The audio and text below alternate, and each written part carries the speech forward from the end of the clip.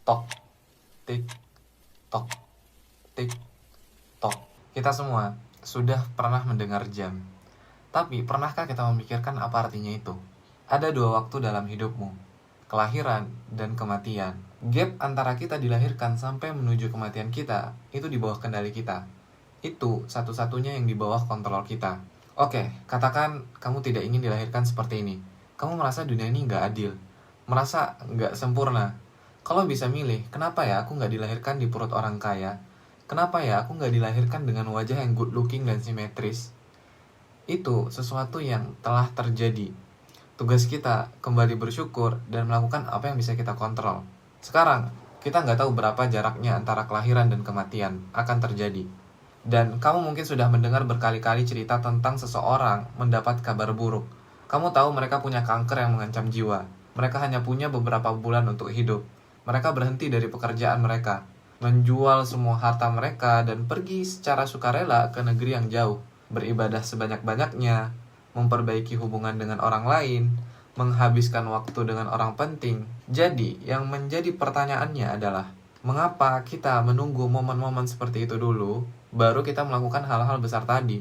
Bagaimana jika kamu berubah semuanya sekarang dalam sekejap? Sekarang, kamu menonton video YouTube ini di handphonemu, atau laptopmu, atau dimanapun kamu berada. Bagaimana jika perubahan bisa terjadi sekarang juga?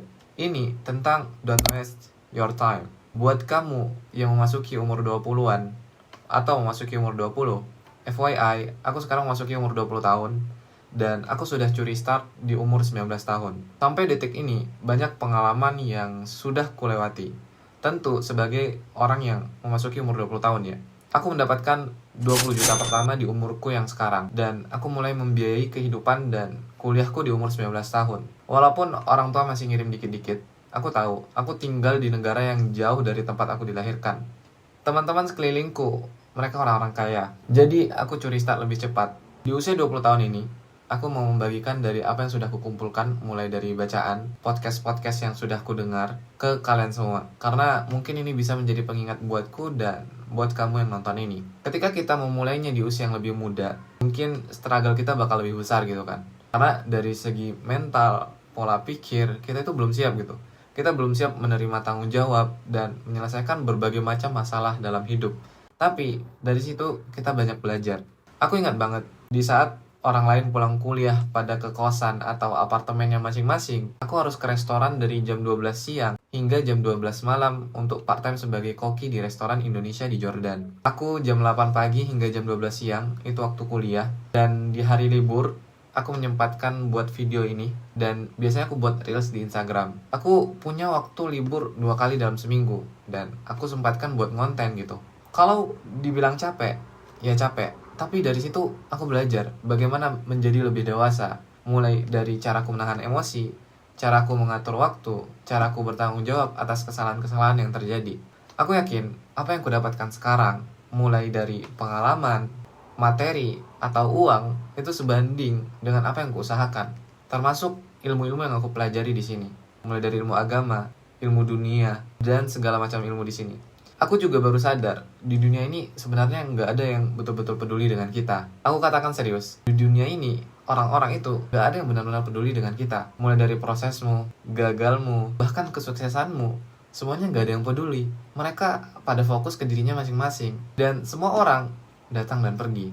Aku mengutip dari perkataan Jack Ma. Beliau mengatakan, di usia sekarang, buatlah cukup banyak kesalahan. Pernah khawatir gitu. Kamu jatuh, bangkit lagi, jatuh, bangkit lagi. Kesalahan apapun adalah pelajaran bagi kita. Rasakan semua emosi itu, baik bahagia, kecewa, marah, iri, dengki, dan lain-lain, agar kamu belajar dan tahu sifat-sifat orang yang seperti itu. Kamu juga tahu siapa orang yang kamu jadikan kenalan dan siapa yang kamu jadikan teman. Masa depan nanti, ini bukan tentang kompetisi pengetahuan. Ini kompetisi kreativitas, kompetisi imajinasi, kompetisi belajar, kompetisi pemikiran mandiri. Itu kata Jack Ma. Jika kamu berpikir seperti mesin, masalahnya akan datang. Dalam 20 tahun ke depan, akan membuat orang menyukai mesin. Dan dalam 20 tahun ke depan, mesin akan terlihat seperti orang. Jadi, di masa depan, itu bukan didorong lagi oleh pengetahuan. Mungkin iya, di masa lalu pengetahuan dan manufaktur itu lebih diunggulkan. Dan di masa depan, kreativitaslah yang diunggulkan. Jadi, mulai sekarang, coba untuk belajar menjadi orang yang kreatif, orang yang bisa mudah berimajinasi. Maksudnya gimana tuh? Hampir semua pelajaran, kalian tahu kan, dari tahun ke tahun, itu sama semua kurikulumnya. Yang dari SD sampai SMA, itu semua yang kita pelajari. Tapi, untuk masa depan, kita lebih bersaing berkompetisi dengan kreativitas yang baru. Kalau kamu hanya fokus pada orang yang berhasil, orang yang banyak followernya, orang yang sukses dari kamu akan mengeluh. Tapi dari situ kamu punya opportunity gitu. Kamu punya kesempatan. Di usia sekarang, apa yang kita suka, lakuin aja gitu kan. Entah orang suka atau tidak, entah orang bilang kita cringe lah. Yang penting, kita udah percaya dengan keputusan kita. Dan kita yakin itu semua bakal terjadi. Juga tentang keputusan. Terkadang keputusan terbaik adalah tidak mengambil keputusan. Gimana maksudnya tuh? Kamu bukan detektif. Berhentilah menganalisis setiap pilihan. Nggak semua harus dikalkulasi. Bisa aja random. Kadang hidup bisa serandom kamu nih, motoran malam-malam, pergi ke minimarket, terus nyobain snack-snack baru di sana. Pilihan keputusanmu bisa untuk hal-hal baru juga. Tapi, jangan pula mengkambing hitamkan orang lain atas keputusanmu gitu kan. Tetapkan satu pilihan jika harus dan terus menatap ke depan. Semua orang pasti deh pernah salah ambil keputusan. Baik itu dalam karir, investasi, bisnis, atau milih tempat kuliah, milih pasangan. Tapi kabar baiknya, kesalahan itu bukan akhir dari dunia gitu. Tidak ada keputusan yang benar-benar tepat 100%. Yang lebih penting adalah bagaimana kita belajar dan berkembang dari setiap keputusan yang kita buat. Setiap kali kamu memilih satu hal, berarti kamu juga melepaskan hal yang lain gitu kan. Kebayang nggak? Untuk setiap keputusan, kamu bisa nikmati prosesnya sebenarnya.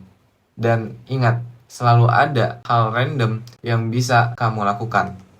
Hidup ini terlalu singkat untuk overthinking. Memasuki usia 20-an, nanti kita akan mengalami yang namanya quarter life crisis. Aku sudah menjelaskan di videoku sebelumnya. Buat kalian yang belum nonton, bisa mengklik di sini.